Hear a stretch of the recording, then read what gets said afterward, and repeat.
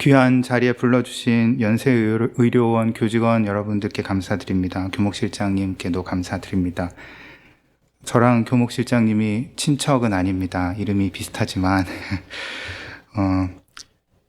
여기 계신 분들 그리고 온라인 예배 드리시는 분들께 하나님의 복이 담뿍 하나님께서 부어주시기를 기원합니다. 오늘 찬송이 너무 은혜스러웠는데요. 제가 준비한 말씀을 어떻게 아셨는지 적절한 찬양 불러주셔서 감사드립니다. 창세기 초반부, 중반부의 주인공은 누가 뭐라고 해도 아브라함입니다. 아브라함이 하나님이 처음 아브라함을 부르셨을 때 아브라함에게 약속을 주셨습니다. 아브라함의 후손들도 계속 똑같은 약속을 받는데요. 이 약속에는 4가지 내용이 들어있습니다. 첫 번째는 자손을 번성케 해줄게. 그 다음에 땅을 줄게. 그 다음에 네가 복이 될 거야. 그리고 내가 너와 함께 해서 너를 지켜줄게. 하나님 이렇게 4가지 약속을 주셨는데요. 그 중에 가장 중요한 것은 자손에 관한 약속이었습니다. 자손이 없다면 땅에 대한 약속이나 네가 복이 될게 이 약속은 소용없는 것이었기 때문입니다. 또 가장 문제가 되는 약속도 자손에 관한 약속이었습니다. 아브라함의 경우는 이 약속이 도무지 성취될 기미가 없었습니다. 아브라함은 첫 아들인 이스마엘을 얻기까지 약속을 받은 다음에 11년이나 걸렸습니다. 그것도 본처를 통해서 얻은 게 아니라 아내의 여종을 통해서, 몸종을 통해서 겨우겨우 얻었습니다. 본처인 사라를 통해서 아들을 얻긴 했지만 그 다음 14년을 더 기다렸습니다. 이렇게 어렵게 얻은 자식들인데요. 무탈하게 키우는 일이 쉽지 않았습니다. 이삭이 제물이 될 뻔한 사건은 되게 유명하지요. 그 전에 이스마엘도 2번이나 죽을 뻔했습니다. 오늘 우리는 21장을 읽었는데요. 16장에서도 이스마엘을 임신하고 있던 엄마 하갈, 산모가 사라에게 학대를 받아서 광야로 도망을 하는 장면이 나왔는데 도와줄 사람 하나도 없는 광야에서 죽을 뻔했습니다. 다행히 하나님의 천사가 하갈을 돌봐주셨고 주인 부부에게 다시 돌려보내서 겨우 살 수 있었습니다. 오늘 본문인 21장에서도 하갈과 이스마엘은 위험을 맞는데 하나님이 도와주셔서 이스마엘은 생명을 꽃피우게 됩니다. 아브라함은 믿음의 조상, 믿음의 아버지라고 부릅니다. 그렇다면 아브라함의 부인인 사라는 믿음의 어머니가 될 것입니다. 그런데 오늘 21장 우리가 조금 읽었는데 21장 이렇게 보시면 믿음의 어머니의 행동을 보면 이 사라는 믿음의 족보에서 좀 이상하고 창피한 것 같기도 하고 자랑할 만하지 못합니다. 사라가 하갈과 그의 아들을 구박하고 내쫓기까지 합니다. 오늘 우리가 읽은 본문 앞에 보면 사라가 남편한테 이런 말을 합니다. 저 여종과 그의 아들을 내보내요. 저 여종의 아들은 내 아들 이삭과 유산을 나누어 가질 수 없어요. 사라는 자기의 아들, 그러니까 이삭이죠. 이삭의 유산을 걱정합니다. 유산을 생각하니까 아들이 둘인 것보다 하나가 나았겠죠. 그래서 이스마엘이 존재하는 것 자체가 자기 아들한테 좋을 게 없었던 겁니다. 어머니가 자기 자식을 생각하는 것 자연스러운 일이지만 아브라함이 굉장히 큰 부자였거든요. 그 사실을 생각해보면 사라가 좀 지나치다는 생각이 듭니다. 게다가 사라가 하갈하고 이스마엘 쫓아내라고 했는데 그거는 당시 관습법을 무시하는 일이기도 했습니다. 이스마엘도 아브라함의 아들이고 그래서 상속권이 있었습니다.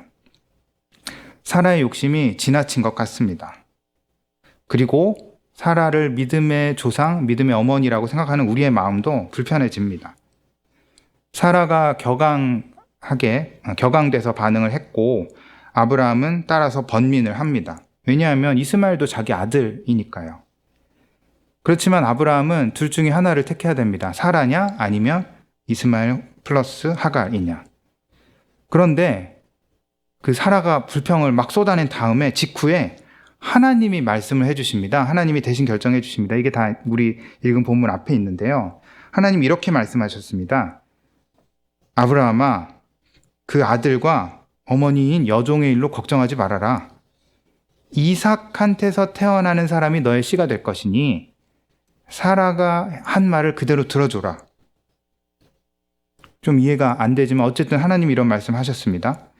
하나님이 사랑의 하나님이 아니신 건가?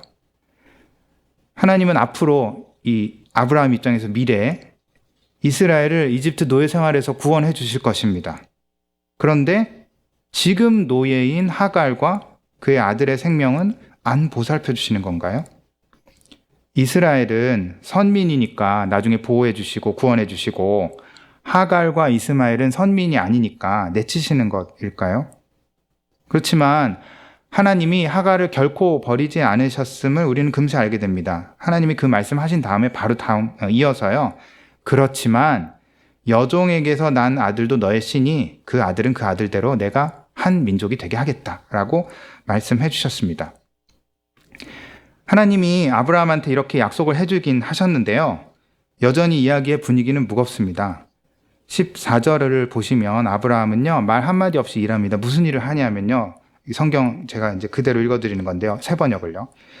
다음날 아침에 일찍 아브라함은 먹거리 얼마와 물 한 가죽 부대를 가져다가 하갈에게 주었다. 그는 먹거리와 마실 물을 하갈의 어깨에 메워주고서 그를 아이와 함께 내보냈다. 쫓아낸 거죠.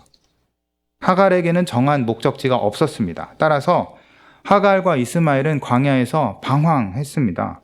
물도 충분하지 않았습니다. 물이 금방 떨어졌고요.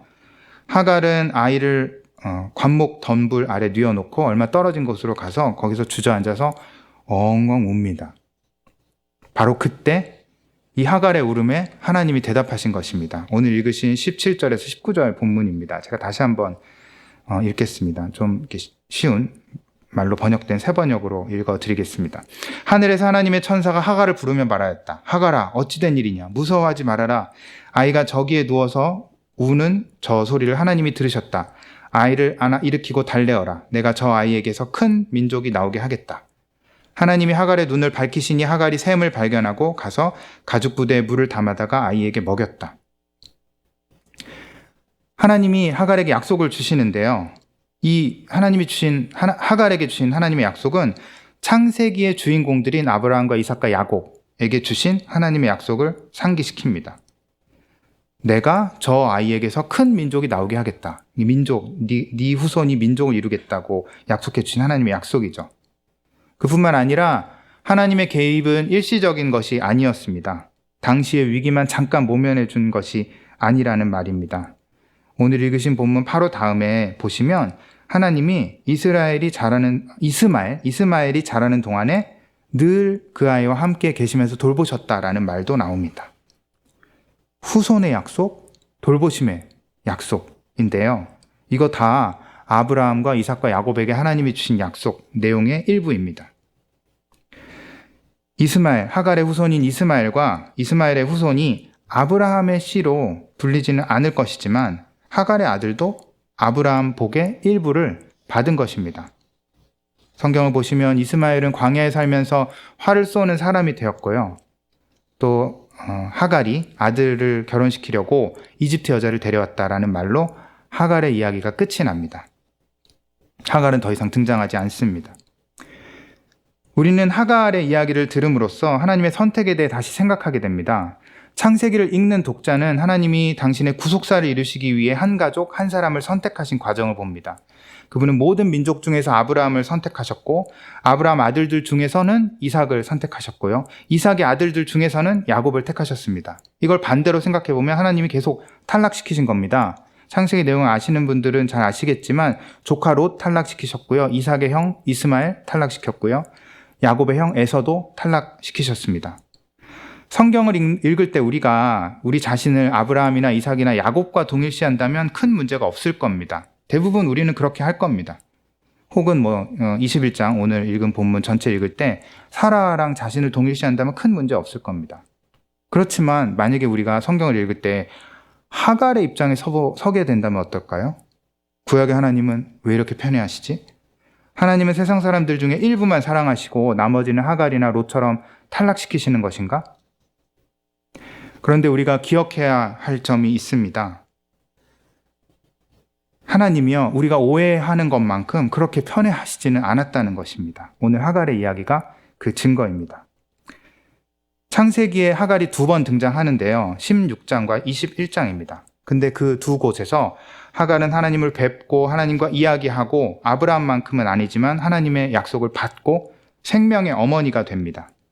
하갈은 오늘 본문에서는 주인공이고요. 창세기 전체에서는 비중 있는 조연입니다. 선택에서 탈락하고만은 엑스트라가 아닙니다. 하갈은 성경에 보면 이집트 여자라는 말입니다. 이집트 여자 하갈이 히브리 사람인 사라의 노예입니다.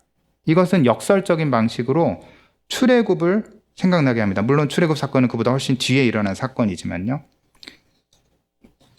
이집트에서 히브리인들이 노예였는데 나중에 해방이 되죠. 하갈은 이집트 사람인데 히브리인인 아브라함과 사라의 노예였는데 나중에 해방이 됩니다. 이 점은 하갈의 이야기가 해피엔딩이 될 것을 강력하게 암시합니다. 이스라엘이 약속의 땅에서 자유를 얻고 복을 누린 것처럼 하갈도 하나님의 약속 안에서 자유를 얻고 복을 누릴 것이다. 정말로 하나님은 하갈의 아들의 울음소리를 들으셨고 하갈의 울음소리를 들으셨습니다. 하갈은 아브라함, 이삭, 야곱처럼 하나님의 약속을 받습니다. 그 내용도 새 믿음의 조상이 받은 것과 비슷합니다.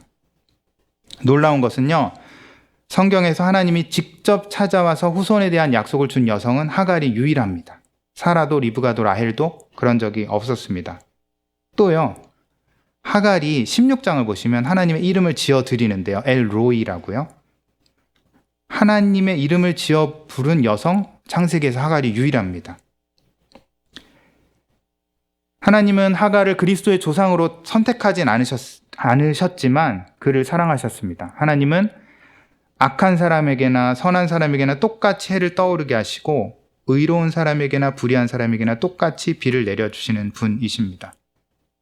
그러니 하나님을 두려워하는 하갈과 그의 아들 이스마엘이야 오죽할까요? 하나님이 당신의 아들을 주신 것은 기독교인만 사랑하셨기 때문이 아닙니다. 요한복음 3장 16절처럼 온 세상을 사랑하셨기 때문입니다. 하나님은 소외된 자들과 함께 하십니다. 여러분 귀한 일들 하시는데 하나님께 받은 사랑을 힘든 분들, 하갈과 같은 이들에게 나눠주시기 바랍니다. 기도하겠습니다. 살아계신 하나님, 하갈을 돌보셨고 지켜주셨던 것처럼 저희도 늘 지켜주심 감사드립니다. 저희가 받은 사랑 널리 특히 약한 이들에게 나눌 수 있도록 인도하여 주시옵소서. 예수 그리스도의 이름으로 기도합니다. 아멘.